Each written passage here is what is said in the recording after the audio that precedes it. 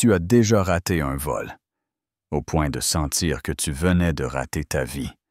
Pas d'explosion, pas d'alarme, juste ce moment lent, douloureux, où la porte d'embarquement se referme clic avec elle. La seule chance que tu attendais depuis toujours disparaît derrière une porte d'acier froide. C'est ce qui est arrivé à Maya Reynolds, un jeudi matin à la porte C de l'aéroport d'Atlanta. Sauf qu'elle ne savait pas encore que rater ce vol allait peut-être être la meilleure chose qui lui soit jamais arrivée. Mais au début, ça ne ressemblait en rien à une bénédiction. Pas quand l'agente au comptoir lui a lancé ce sourire crispé, celui qui dit « Je suis trop mal payé pour m'en soucier », en ajoutant « Je suis désolé, madame. L'embarquement est terminé. » Pas quand l'avion a roulé lentement vers la piste, ses feux clignotant comme un pied de nez. Pas quand Maya s'est retournée, essoufflée, en sueur après avoir traversé tout le terminal, juste pour revoir ce vieil homme, ce vieillard blanc aux mains tremblantes, aux yeux troubles, affaissé dans un fauteuil roulant, celui qu'elle avait aidé pendant que tout le monde passait à côté de lui comme s'il était invisible. Ses lèvres ont bougé. « Merci », a-t-il murmuré. Maya n'a rien répondu, pas tout de suite. Pas à voix haute, mais à l'intérieur, elle avait envie de hurler. Retour en arrière. 4 heures plus tôt. Quartier sud d'Atlanta. 5h03 du matin. L'appartement sentait le désinfectant à la lavande et le pain brûlé. Comme à chaque matin d'entretien important. Maya était debout bien avant le lever du soleil. Elle n'avait pas dormi. Juste resté allongé, fixant le plafond, le cœur battant. Ce jour-là, ce n'était pas une simple entrevue.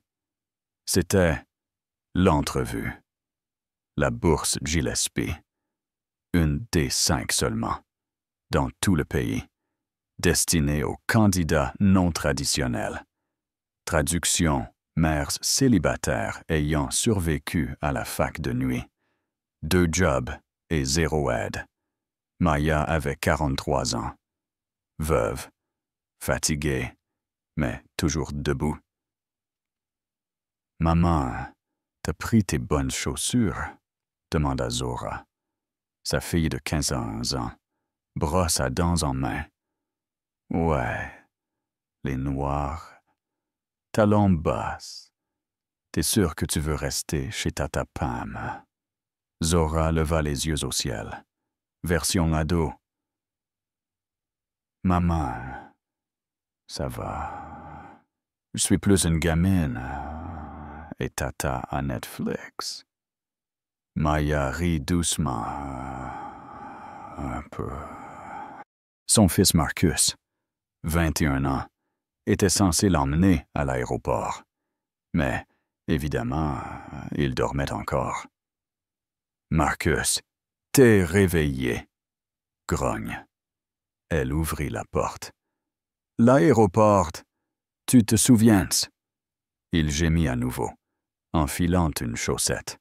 « Je suis debout.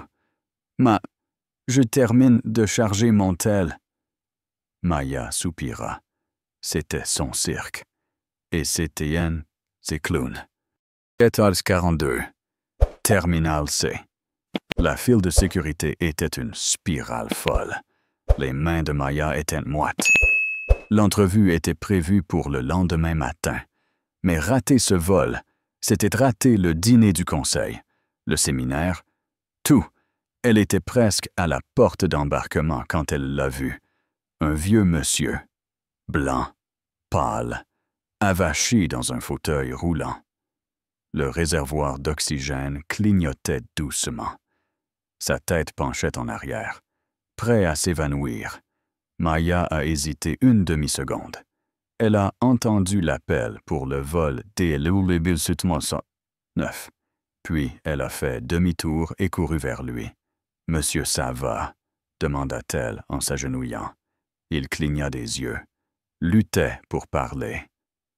Mon chauffeur a annulé, j'arrive pas à respirer. D'accord, respirez doucement,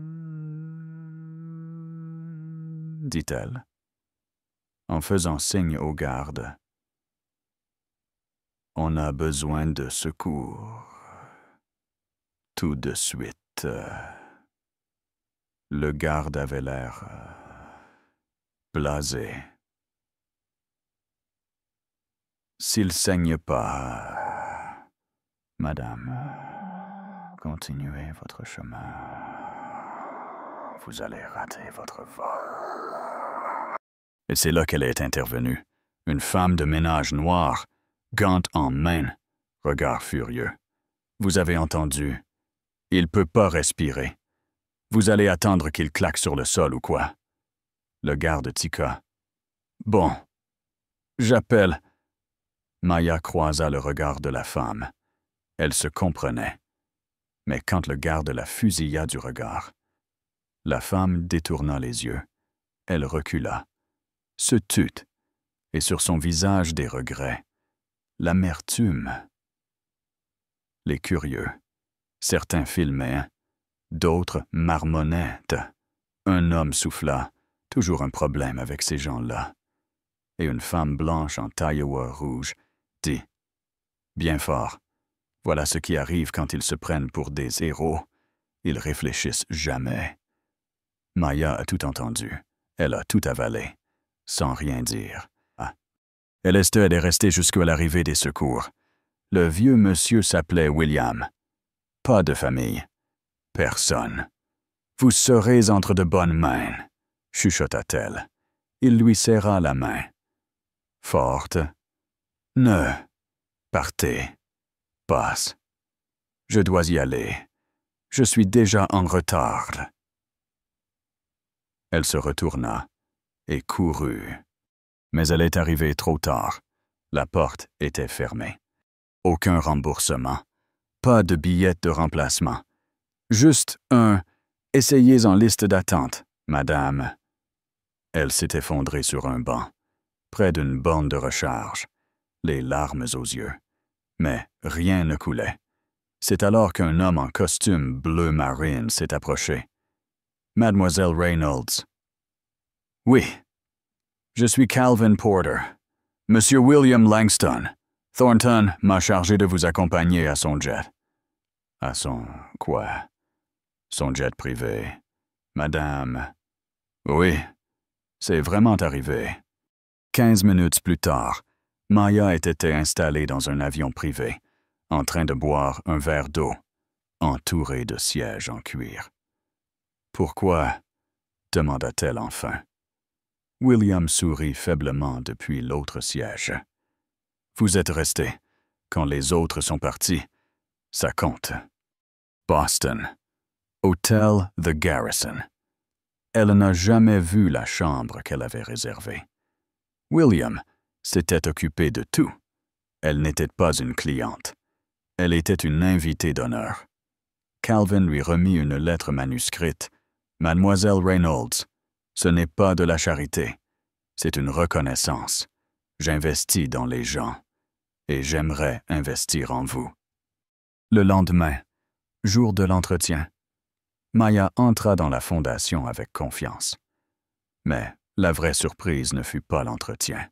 C'était le dîner. William Thornton siégeait à la tête de la table du conseil. « Je suis le propriétaire de Summit Airlines, » annonça-t-il, « et je siège aussi au conseil Gillespie. » Maya en lâcha sa fourchette. « J'ai lu votre parcours. 2 emplois, 2 enfants, du bénévolat depuis vos 16 ans. Vous avez du crâne, mais vous me connaissez à peine, » chuchota-t-elle. Il s'inclina. « Je vous connais maintenant, et je veux que vous dirigiez nos projets communautaires à Chicago. » 3 mois plus tard, Maya avait un bureau au 38e étage de Thornton Global, une vue panoramique. Son nom sur la porte, Elle lança un programme d'emploi jeunesse. 80% de réussite en moins d'1 an. Zora brillait à l'école. Marcus avait repris ses études.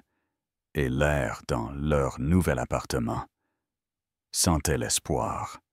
Mais les ennuis ne tardèrent pas. Une journaliste, Vivian Campos, sonna chez elle. J'enquête sur des expulsions faites par Thornton Global dans les quartiers noirs, il y a 40 ans. Mais les cicatrices sont encore là. Vous devriez savoir. Maya demanda des comptes à William. Il ne nia rien. On a essayé de faire les choses bien. Mais les gestionnaires locaux ont agi avec brutalité. Et vous le saviez. J'ai voulu réparer, mais je n'en ai pas fait assez. Elle avait un choix. Protéger l'entreprise ou dire la vérité. Elle se demanda qu'aurait fait papa. L'article parut. Maya parla. Elle reconnut les erreurs, lança un plan de réparation. Promit un changement structurel. Certains la critiquèrent, d'autres l'admirèrent. Elizabeth Thornton, la fille de William, la traita de naïve. Maya répondit, « Je ne suis pas naïve. Je suis juste pas à vendre. » Dernière scène. Un forum communautaire à Chicago. Presse. Protestation. Bruit. Maya monte au micro. Respire profondément. Thornton Global a échoué une fois. Ça n'arrivera plus. Pas tant que je serai ici. Silence. Puis, des applaudissements. D'abord timides, puis nombreux. Et tout au fond, William Thornton, debout, fier. Oui, Maya a raté un vol ce jour-là. Mais d'une certaine façon, elle a quand même décollé. Et maintenant, à vous. Qu'auriez-vous fait à sa place? Accepter l'opportunité ou dénoncer l'injustice? Qui a eu raison? Qui a eu tort? Dites-le en commentaire. Et n'oubliez pas de liker, vous abonner et partager cette histoire, si vous croyez encore en la justice.